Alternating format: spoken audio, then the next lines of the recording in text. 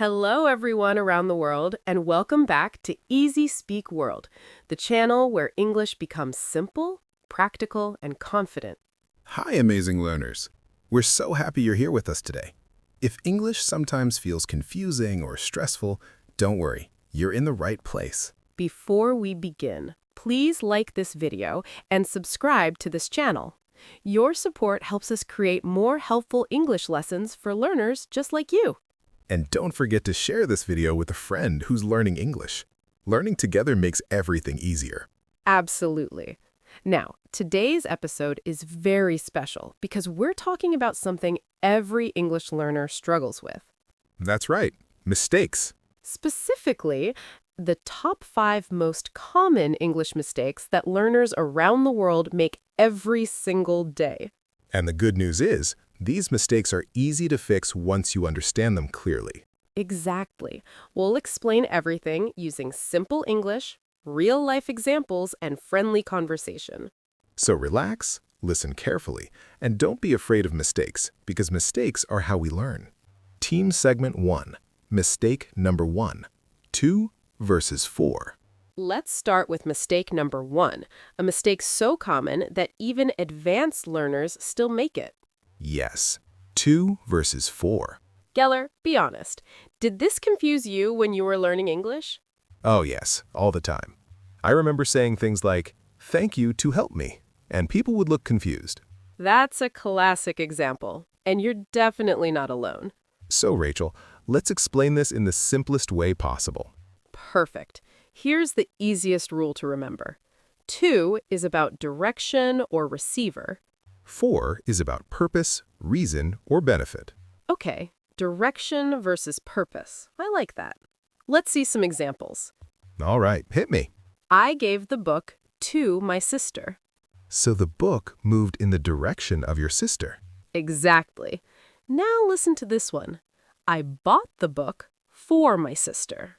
Ah, now the focus is why you bought it, the reason. Yes, same book, different meaning. Let me try one.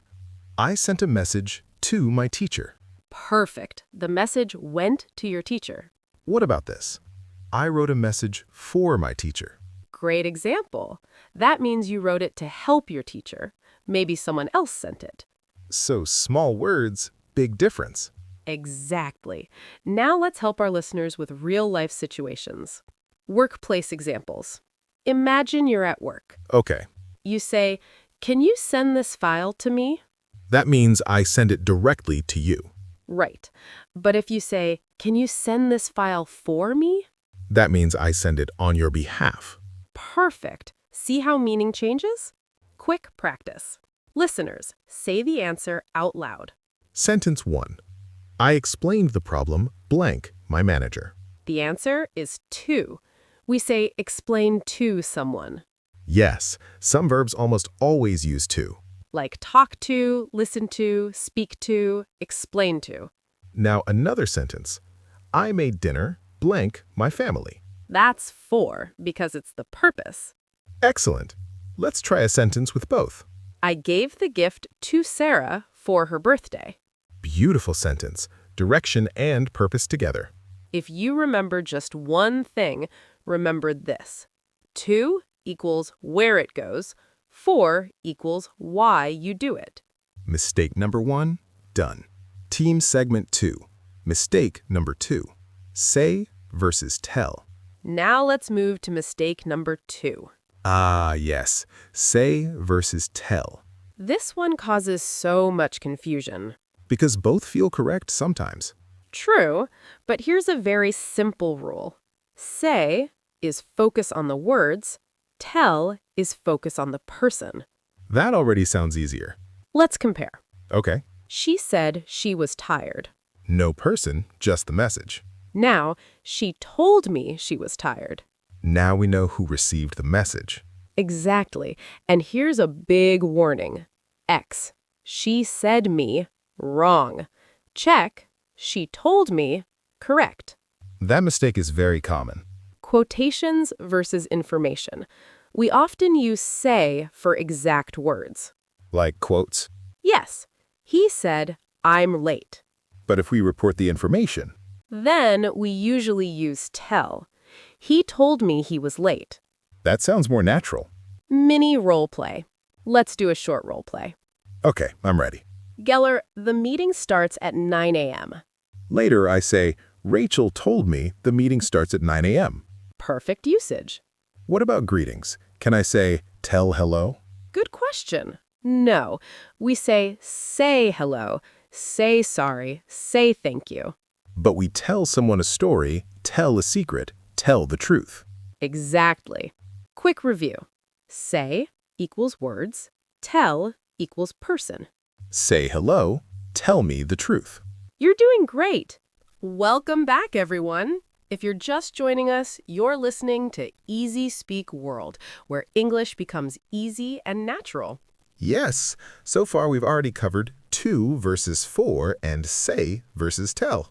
And now we're moving to another mistake that almost every English learner makes. That's right, do versus make. Geller, be honest again. Did this one confuse you? All the time. I used to say things like, I made my homework, and my teacher corrected me every time. That's a very common mistake, and today we'll fix it forever. Here's the easiest way to remember it. Do equals activities, work, duties, routines. Make equals creating, producing, building something. So do is about actions, and make is about creating. Exactly. Let's start simple. Okay. I do my homework. Homework is a task, not a physical object. Right. Now listen to this. I make a sandwich. Because you create the sandwich. Perfect. What about housework? Great question. We say do the cleaning, do the laundry, do the dishes, do the shopping. So chores usually go with do. Exactly. These are repeated activities. Now, listen carefully. I'm listening. We say make breakfast, make lunch, make dinner, make a cake. Because food is something you create. Yes! What about this sentence? I did a mistake. Good example, and it's wrong. So the correct sentence is, I made a mistake. why make here? Because a mistake is something that happens, something you create, not a task. Interesting. Other common phrases with make are make money, make a plan, make a decision, make an effort, make progress. So these expressions are fixed. Yes, very common in real English. Let's practice together. Listeners, say the answer out loud. Sentence 1. My job every day. The answer is do. I do my job every day. Sentence 2. A phone call. That's make. I make a phone call. Sentence 3. My best. That's do. I do my best. Sentence 4. Friends easily. That's make. I make friends easily. Here's a simple memory trick. I like memory tricks. If you can see the result, use make. If it's just an activity, use do. That's very helpful. Mistake number 3, solved. Okay, Rachel. I think this next one is easier, but I still make mistakes. Let me guess. Much versus many? Exactly. Don't worry. This one has a very clear rule. Here's the simple rule. Many equals countable nouns. Much equals uncountable nouns. So if I can count it, I use many. Yes. And if I can't count it, I use much. Perfect. Let's compare. Okay. Apples. Can you count them? Yes, 1 apple, 2 apples. So we say, how many apples? What about water? You can't count water. So we say, how much water? Perfect. What about money? Great question. Even though we count dollars, the word money itself is uncountable. So we say, how much money do you have? Exactly. Not how many money. Some more very common uncountable nouns are information, advice, time, sugar, rice, traffic. So I say, I don't have much time. Correct. Let's do another quick quiz. Sentence 1. There aren't people here. People are countable, so many. Sentence 2. I don't drink coffee. Coffee is uncountable, much. Sentence 3. She has ideas. Ideas are countable, many. But sometimes I'm not sure if a noun is countable or not. That's okay. Here's a safe choice. Use a lot of. Because it works for both? Yes, a lot of friends, a lot of water. Very useful. Quick review. Much is uncountable, many is countable, a lot of is both. That's easy to remember. Welcome back, everyone. You're listening to Easy Speak World, and we've reached our final mistake for today. Yes, and this one is big. Very big. Many learners say this is one of the hardest parts of English. That's right. In, on, and at. These three little words cause a lot of confusion. But don't worry, by the end of this segment, you'll feel much more confident. Here's the easiest way to understand in, on, and at. Okay, I'm listening carefully. Think of them as sizes or levels. In equals big, on equals medium, at equals small, exact. Big, medium, small. That already sounds easier. We use in for large areas. Like countries? Exactly. I live in Pakistan. She lives in Canada. They live in the city.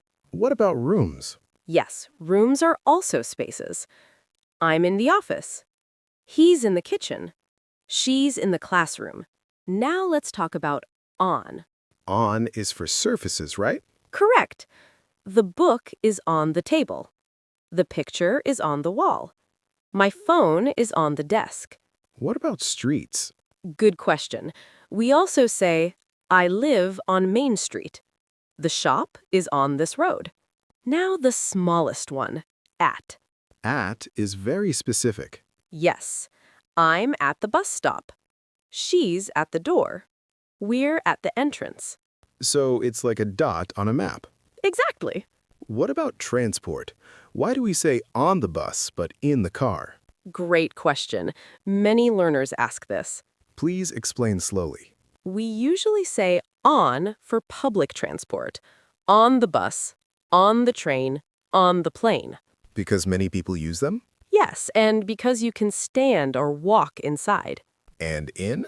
We use in for small private vehicles. In the car, in the taxi. Okay, now time. This is also confusing. Don't worry, the same big, medium, small idea works here too. We use in for long periods of time. Like years? Yes, in 2025, in January, in the morning, in the evening. But not in the night, right? Good catch. We say at night, not in the night. Now, on. On is for days. Exactly. On Monday, on Friday, on my birthday, on October 10th. What about Monday morning? We say on Monday morning. Finally, at. At is for exact times. Yes, at 6 a.m., at 9:30 p.m., at lunchtime, at midnight.